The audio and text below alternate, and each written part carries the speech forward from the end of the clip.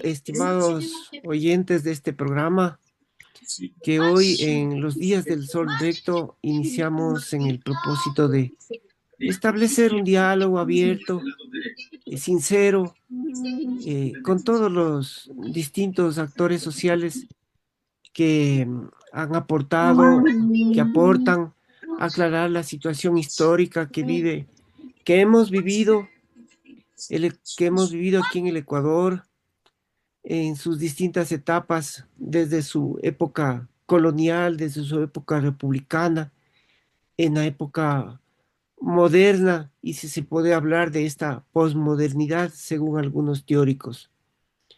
Pues es notable en el ambiente nacional de América Andina, del mundo, que vivimos una situación bastante crítica. Vivimos en situación de crisis socioeconómica, ambiental, crisis ética, crisis moral e incluso, yo diría, crisis ideológica. No se diga situaciones bélicas bastante catastróficas como lo que está sucediendo hoy en el Medio Oriente con la pretendida invasión de Estados Unidos al Irán, eh, lo cual desdice de la condición humana, ¿no? eh, que prácticamente constituye un fracaso en su devenir histórico, ¿no? Pues así abrimos este espacio para aclarar las desavenencias sociales, políticas que vivimos, para aclarar nuestro proceso histórico eh, y pues obviamente las coyunturas que vivimos, ¿no? Así que pues en este momento tenemos al arquitecto, a nuestro amigo arquitecto Diego Velasco Andrade, con quien hemos compartido desde hace ya varios años nuestras investigaciones sobre la cosmovisión andina, los aspectos territoriales, eh, la, los patrimonios existentes en el Ecuador que se convierten en vías para aclarar nuestros paisajes histórico-culturales y pues emprender o dar posibilidades, abrir posibilidades alternativas a las situaciones que vivimos, ¿no? A partir de los cuales pues es posible abrir la puerta a nuevas utopías realizables que nos permitan pues reenrumbar el destino de nuestro país y pues así que bienvenido, Diego. Un gusto a los tiempos que nos vemos y pues un saludo para entrar en diálogo. Muchas gracias, Alfredo, y a quienes van a ser la audiencia de esta vía, que es una vía alternativa, que es una vía que pretende ayudar a comprender la situación que estamos viviendo a partir de varios actores, varias voces, desde una perspectiva multiversal, no una visión unívoca, y que pueda tener el aporte de diferentes investigadores, pensadores, activistas, por una vía, ya dije, alternativa a la crisis del mundo global, que es una crisis del mundo bipolar, y en el caso del Ecuador también, esa bipolaridad, esa dicotomía que ha sido creada y construida y que también está dando ya los últimos coletazos, tanto en el mundo, que ya es multipolar, como en este ecuatorial, que debe llegar a ser multiversal también en el futuro. Previamente, Diego, em, hace algunos años atrás me pidieron una opinión sobre tu trabajo en literatura, en un programa de televisión que había aquí en el Ecuador. Yo dije en ese entonces que tú habías tenido un trabajo que tienes que develarnos, que tienes que entregarnos al público. Y en ese sentido, pues yo quisiera, para entrar ya en materia, si cabe, o previamente a la materia, este, que nos digas o que le digas al público cuál ha sido tu trayectoria, tu trabajo, así en resumidas expresiones. Bueno, yo tengo prácticamente dos profesiones, ¿no? La una oficial, la de la arquitectura, el urbanismo, y luego el tema territorial del hábitat, que devino luego vinculado a la simbólica, a la semiótica, a la antropología urbana y visual.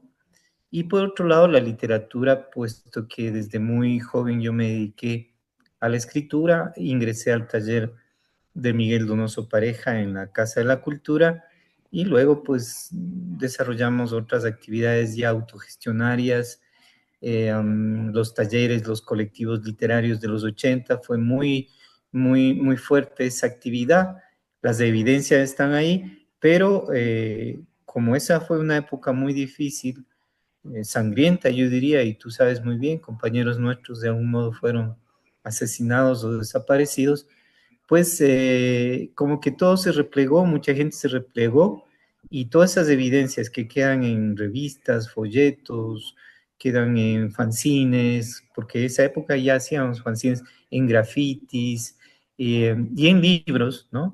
Porque casi todos sacamos libros, pero luego no hubo una red, como otras generaciones, la del 70, por ejemplo, que se posicionó en red y planteó ser la expectativa, digamos, de la literatura ecuatoriana, y luego ya esta, que un poco está caduca, esa generación de los 70, vino la de los 90 con un efectismo, con una farandulería terrible, con ya entrando al tema prácticamente comercial, de autoelogio, y entonces ya a inicios del siglo XX es como que la literatura ecuatoriana sí existe y existen diferentes escritores, tendencias, pero muy dispersa y no logra cuajar. En mi caso, yo tengo experiencia en los talleres de literatura. Hice una obra profusa en los años 80 hasta los 90 y contigo mismo a inicios del siglo XX hasta 2010 prácticamente con mi obra literaria en narrativa, cuento, una novelina, y luego ya me dediqué a la parte antropológica, urbana, histórica, y ahora sí preparo, obviamente, una obra mayor en literatura que tenga que ver con ejes fundamentales de la vida del país y del futuro de esta humanidad, o sea, elementos que van desde lo mítico hasta la parte ya actual. Hay hechos que se cruzan entre anécdotas familiares y elementos históricos, y esa es la relación que quisiera establecer. Tengo un blog literario, no está actualizado, pero ahí están mis obras, ¿no? Este blog tiene mi nombre, y eso en el campo de la literatura, pero en el campo otro, desde hace prácticamente 15 años llevamos, y más también, 20 años, una actividad febril en la parte cultural, antropológica y la búsqueda de nuevas identidades y derroteros para este nuestro país tan querido. Esa, ese panorama que me describes, que lo conozco, creo que te da autoridad, Diego, para analizar la situación del país. Creo que te da autoridad para tener claros los parámetros en los que se ha movido históricamente el país, que desemboca en la situación que hoy vivimos, porque lo que hoy vivimos no es cuestión de una coyuntura pura, sino que es consecuencia de un proceso histórico. ¿Cómo le ves tú al país, Diego, en esa, Y claro, en esa la dimensión? categoría proceso es una categoría que aprendimos del marxismo, de la sociología política con la que nos formamos y nos formaron de algún modo. Tú eres de mi generación y esa fue la manera de introyectarnos un poco la parte social, política en los años 70, 80, y luego todos estos procesos, esto en el marco del mundo bipolar, que es lo que se construyó como un mundo aparentemente dicotómico entre capitalista y socialista. Y nosotros asumimos una línea, obviamente, una línea socialista. Pero eso mucho tiempo ya ha pasado y hay nuevas formas de pensamiento. Pero lo más importante es que nosotros seguimos, o la mayoría de gente yo diría estudiosos, siguen eh, fatigando los elementos republicanos, no se diga algunos coloniales, ¿no? Hay hispanistas en Quito, hay hispanistas en América, en Iberoamérica, por llamarle así, que están deconstruyendo la historia negra de España y bla, bla, bla. Eso no cuenta para nosotros, son disparates, dislates que no tienen sentido, porque lo que hubo aquí es un genocidio. Finalmente estamos aquí, claro, pero fue un genocidio, el mayor que se ha producido en la historia de la humanidad hasta ahora, ¿no? Y luego pues viene la etapa republicanista, si bien esta anterior ha sido manejada, la hispanista, la colonial, por sectas, por grupos religiosos vinculados al Vaticano, vinculadas a las élites antes hacendarias, ahora de algún modo incluso financieras. Las otras no cuajan o no han cuajado bien porque está vinculado a logias de la masonería, republicanistas que admiran, añoran, recuerdan a sus héroes, a sus patriotas, en esa patria de los patricios, ¿no? De los patronales y patriarcales hacendados, puesto que aquí con la llamada independencia no cambió nada. Bolívar no alteró el esclavismo, fue posterior que se pudo seguir generando una mayor libertad para los pueblos sojuzgados. Y luego, pues ya vienen en 1926, estamos hablando de 100 años de la inauguración del Partido Socialista, de su Ujú, primera aparición pública, luego del 22 en la que se produce esa gran matanza, y en el 28 del Partido Comunista. Estas agrupaciones con el tiempo, estamos hablando de 100 años o 98 años, del Partido Comunista defeccionaron también en su momento y tuvieron otros correlatos, el Partido Socialista Revolucionario, el Partido ML maoísta en su momento, en los años 60, tendencias guevaristas del MIR, etcétera. Luego han venido una serie de sucedáneos que en el fondo no han transformado la noción de querer construir un Estado-nación medio a rajatabla en medio de una circunstancia de que somos un país plurinacional, multicultural. Entonces, ya en los años 90, en los que se instaura prácticamente el Pachacuti, que es una explicación un poco larga de hacer, pero que no tiene nada que ver con ese tal partido político que funge ese nombre, pues ni siquiera ellos saben de qué se trata un Pachacuti. Entonces estamos hablando de 35 años prácticamente en que esta tendencia resurge y en vez de estar hablando de nuestra tradición, incluso algunos, muy pocos, hablan de lo incásico, otros hablan de lo colonial, otros de lo republicano, otros de lo liberal, otros de la modernidad, pero en el fondo nadie ha hablado de lo que es la marca de nuestra ecuatorialidad. Y conste que no digo ecuatorianidad, o sea, no estoy hablando del Ecuador en términos republicanos, sino de nuestra posición equinoccial de ser las tierras del medio y de no formar parte estrictamente a nivel ancestral de las ideologías, de los pensamientos, de las prácticas del norte ni del sur, sino que aquí hubo un corpus epistemológico, tecnológico, de cosmovisión, de cosmogonía, cosmología propio. Y eso aparece en las evidencias que no tenemos discursos, no tenemos textos. No es que no había escritura, pero era otra manera en las arqueologías. Entonces, en las arqueologías tú vas a ver mundos de arriba y mundos de abajo, líneas divisorias y de integración. El mono arriba, el mono abajo, ¿no? O sea, son conceptos, el jaguar arriba, el jaguar abajo, son conceptos que demuestran la conciencia, ya desde Zumpa, desde Las Vegas incluso, 12.000, digamos, 10.000 años antes de la era común, prácticamente hace 12.000 años, ya una noción primaria y luego ya muy desarrollada de una civilización ecuatorial que se tradujo también hacia los Andes y quizás vino, ahora lo estamos entendiendo, desde la Amazonía, cuando hubo el resguardo, digamos, en la Amazonia, cantidad de población frente a las debacles que tuvieron las costas ecuatoriales y que tuvieron los Andes.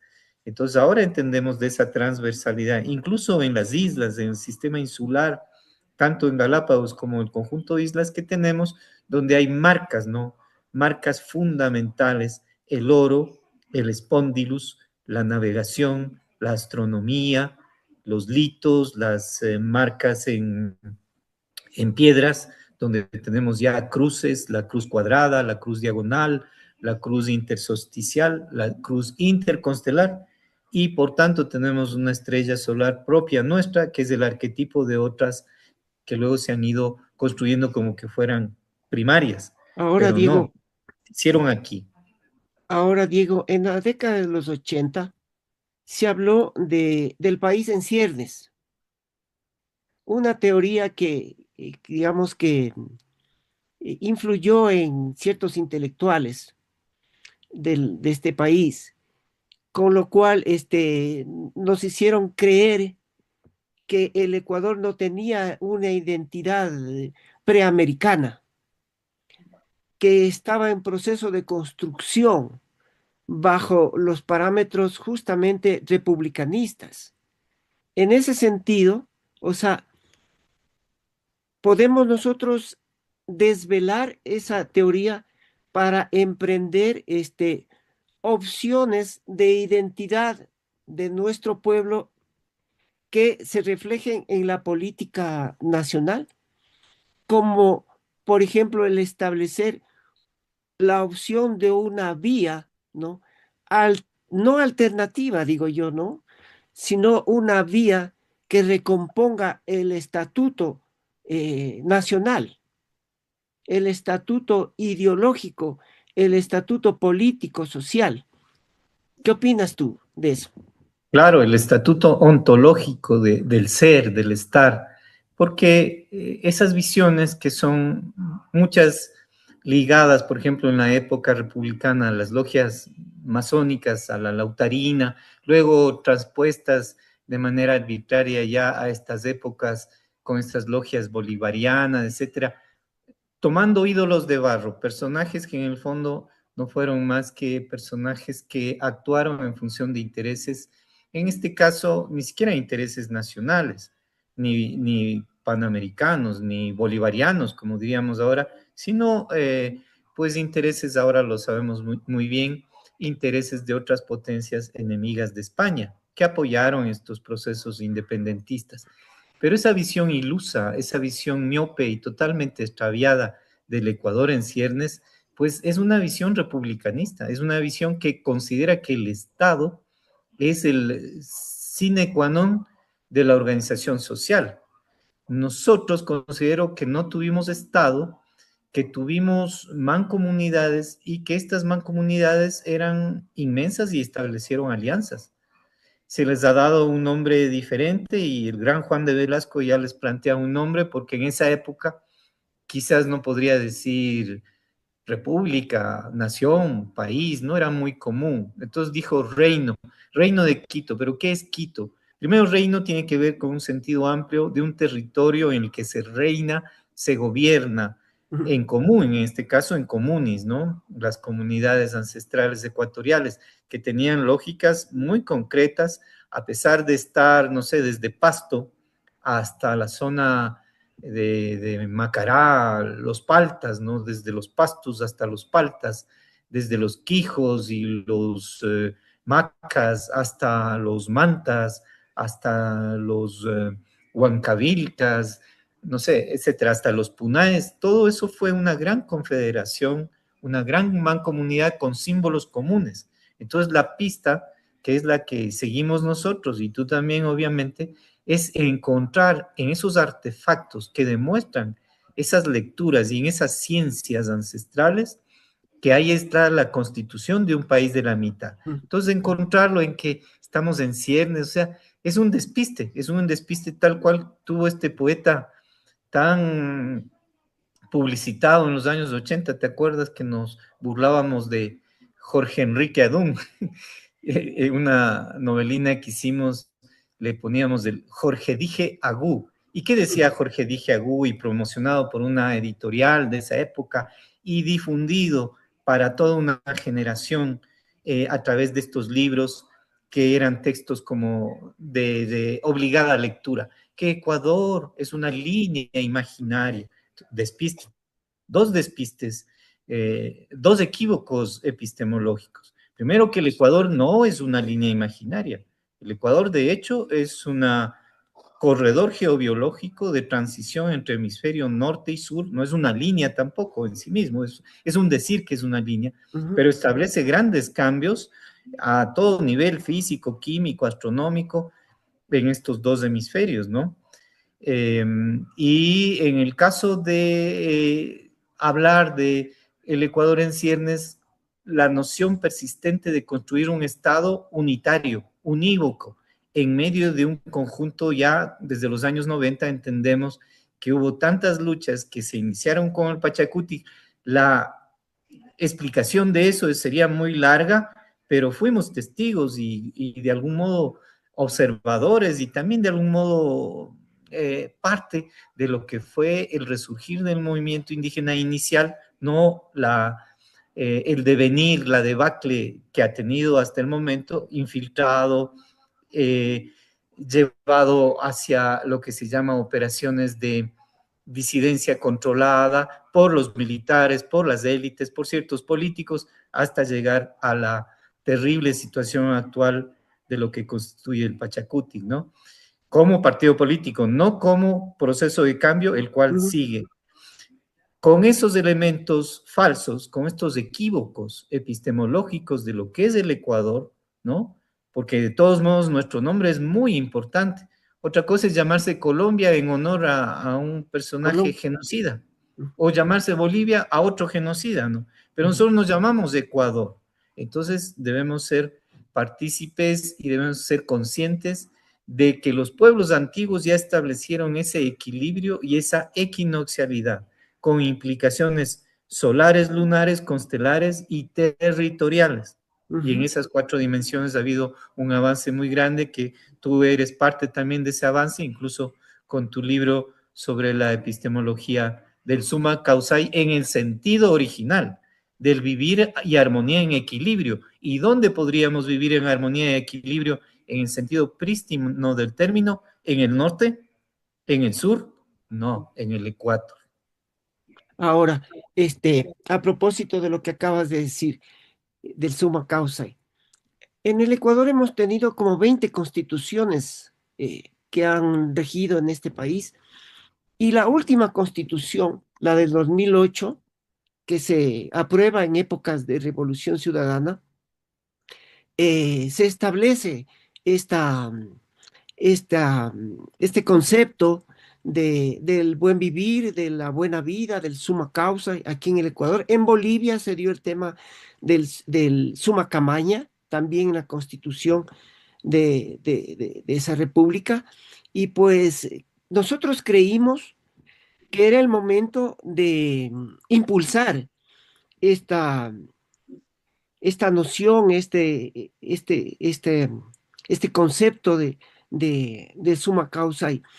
Y pues hemos trabajado para poder proporcionarle a la gente, a la ciudadanía, los parámetros que exigen que se conozcan.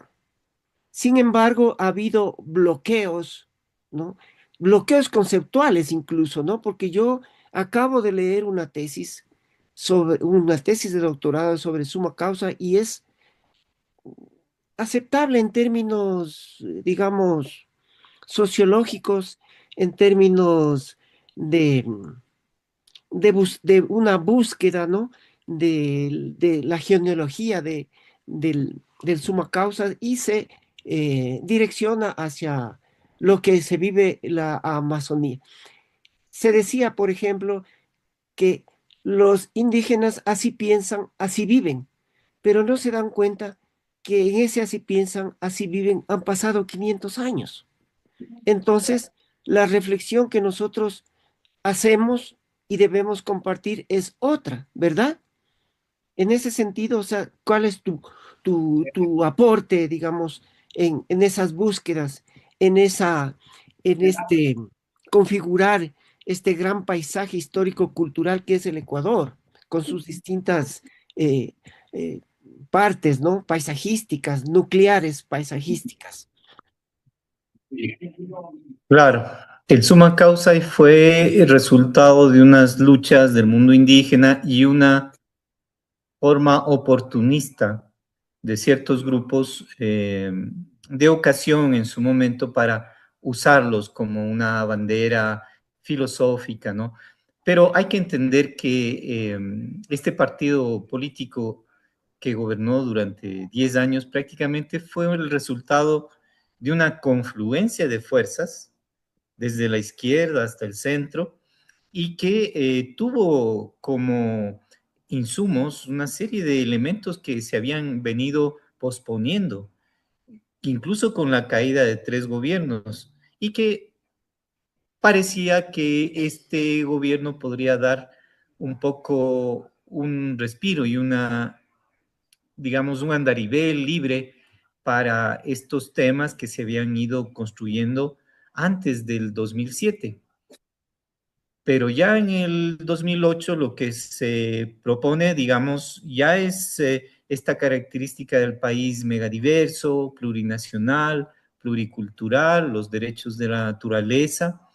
En esa medida, pues hay una constitución bastante avanzada en algunos elementos que estuvieron a poco de ser defenestrados en este gobierno. Sin embargo, lo está aplicando a través de la violencia, con el apoyo de las Fuerzas Armadas, a la posición extractivista transnacional, que es lo que está en la agenda actualmente, aparte de que se posicionó una agenda violentista para garantizar la militarización del país y entrar a los paisajes culturales, como tú dices.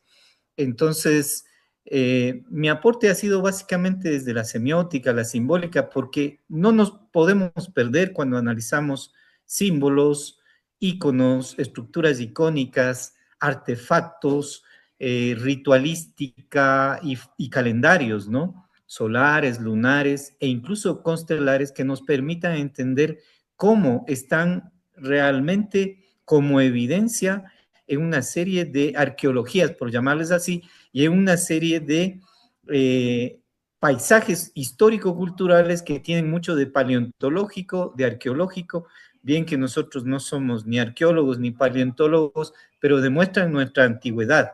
Y en el caso sí de la semiótica, de la simbólica, podemos analizar con mucha propiedad estos elementos que nos dan identidad. Y por otro lado, pues yo me he dedicado estos 15 años prácticamente a reconstituir los paisajes culturales del Ecuador. Es un gran sueño pensar que si tenemos 24 provincias y algunas que tienen nombres coherentes, como decir Imbabura, Chimborazo, Pichincha, Cotopaxi, Tungurahua, hay otros que no tienen nada que ver con Bolívar, ¿no? No tienen nada que ver con Santa Elena, o el Santo Cachón, que podría aparecer como una nueva provincia si todavía seguimos manejando estos niveles colonialistas. ¿Cómo? Porque todos son milenarios. En primer lugar, un corte epistemológico, cortar la idea hispanista colonial de que estas ciudades, por ejemplo, como Quito, Cuenca, Guayaquil, Riobamba, Ibarra, han sido fundadas por España. Falso, totalmente falsedad absoluta. Y mira cómo todos todavía siguen celebrando estas fechas totalmente que son imposturas. Y por otro lado, entender que un paisaje cultural no es del pasado en sí mismo, pero parte del pasado para avanzar hacia el futuro. De modo que avanzamos hacia el pasado para regresar al futuro otra vez, y ese es el concepto de paisajes culturales, que es un concepto, obviamente, que tú conoces, que viene de la UNESCO y antes tiene otros antecedentes que quizás sea largo explicar en términos de luchas un poco más espirituales, un poco más de Ujú. búsquedas de santuarios y de paisajes culturales sagrados de la humanidad, pero la UNESCO los redujo por lo menos a cuestiones más prácticas, operativas, y por lo menos con eso podemos actuar para la gente, digamos, en lo común, del común, o sea, sin meternos a explicar demasiado este tema. Ahora, bajo el parámetro o el paraguas de la teoría de los paisajes culturales, tú has trabajado el tema de la planificación territorial, ¿no? Desde la planificación territorial, desde este conjunto, desde este caminar de los Andes, desde este ser hijos del sol, hijos del arco iris, hijos de nuestros ancestros. Es posible plantear una vía eh, alternativa, si me cabe el término por este momento, frente a la crisis civilizatoria que vivimos, a la crisis política, a la crisis económica, a la crisis moral, ética, como hablaba en principio, una vía Claro, comunitaria. claro, totalmente multiversal, ¿no? Que tenga identidad, pero con diversidad, con variedad y con alteridad. Es decir, son cuatro epistemes fundamentales, yo creo, en esta época. Que busquemos identidad, pero no solo una identidad ecuatorial, sino identidades locales. Es importantísimo eso. Que busquemos diversidad, no busquemos ni unicidad ni polaridad, porque esas son las estrategias, primero de buscar el uno eliminando al otro y luego eliminando su contrario, que es la dialéctica, digamos que tú conoces muy bien, la dialéctica deformada de las culturas ancestrales. Aquí tuvimos paridad, complemento, no tuvimos dialéctica. La dialéctica en su origen griega no tiene nada que ver con la dialéctica aplicada ya en el siglo XIX y utilizada como mecanismo para enfrentar a unos contra otros y que terminó en los años 60, 70 con esa bipolaridad entre el mundo capitalista y socialista y el riesgo de una guerra nuclear. Ahora emerge un mundo multipolar. Las culturas ancestrales milenarias resurgen. Nosotros también debemos resurgir. Es chistoso ver cómo Estados Unidos, que es un país, un pobre país rico, sin identidad, lleno de migrantes, que no tienen, sino son pedazos pegados con saliva, ¿no? Quieren imponerse a una cultura milenaria, a la Persia ancestral, ¿no? Que tiene 5.000 años o más, que tiene una filosofía y una práctica milenaria, o a la China, o a la Rusia también ancestral, ¿no? O a la India ancestral, o al África, o a los Andes, aunque en los Andes tenemos todavía la hegemonía y el golpeteo de estos Estados Unidos de América, que se hacen llamar incluso América, aunque ese nombre no les corresponde en absoluto. Fueron creados por logias masónicas que pretendían una cierta libertad y mira en lo que terminaron, en la potencia imperialista más genocida que ha existido en la humanidad, ¿no? Entonces nosotros en esta época también tenemos que ser coherentes con un resurgimiento de nuestras culturas antiguas, las culturas americanas. Estamos hablando de Americo, Amaraca y Amaruca, esos tres subcontinentes que nos dan pistas para entender lo que fuimos, ¿no? Esa serpiente volcánica, esa Claro. Amarum sagrada. Hasta se cambió el nombre de Amaruca por América y se inventó que era por Américo Vespucci. Entonces, ¿qué pasa? Todo se fue alterando y todo se sigue alterando y para los más ilusos, los más incautos, eso es normal. Algunos quisieran que fuéramos una colonia norteamericana. Imagínate esos niveles. Aunque sabemos que estos serviles del imperio como Kass, Milei o este mismo Novoa caerán justamente cuando caiga Trump en estas elecciones intermedias Ujú. ante el fracaso que ha tenido, pues al tratar de apoyando a los sionistas, no a los judíos, no a los hebreos, no a los semitas, sino a los sionistas, Ujú. tratando de apoyarles a ellos, finalmente va a ser su debacle. Eso es Diego, importante. Estamos en este mundo multipolar y el Ecuador también, como marco de lo andino, tiene que resurgir. Diego, nos queda apenas un minuto. Brevemente quisiera que nos des un panorama general de la idea de que a partir de la planificación territorial se puede establecer gobernabilidad. Muy brevemente, porque ya no se termina el tiempo y nos tenemos que despedir. Bueno, a partir de la planificación territorial se puede establecer comunidades, como antes los grandes bulos, que eran los que configuraban ordenamientos territoriales con identidad propia, se puede redistribuir, se puede equilibrar y no hegemonizar. Entonces, frente a todo lo que es la especulación inmobiliaria financiera en las grandes ciudades sobre todo, podemos a través de lo territorial restablecer una vía alternativa comunitaria hacer comunis, comunidades y formas de gestión, de autogestión que puedan disputar con el mercado global y con el Estado, sin dejarlos de considerar, pues, como entes que no son rectores. Ni el Estado ni el mercado deben ser rectores frente a las formas de organización territorial comunitaria. Gracias, Diego. Te quiero agradecer mucho, muy importante. Ya habrá oportunidad de seguir conversando. Por ahora es una introducción a este programa que hoy iniciamos contigo y pues gracias a la gente, al público, a los que nos rodean, a todos los compañeros que estamos atrás de este programa. Diego, mucho gusto y pues un abrazo. Muchas gracias. Hagamos comunis. Ok, Hasta pronto. chao, chao.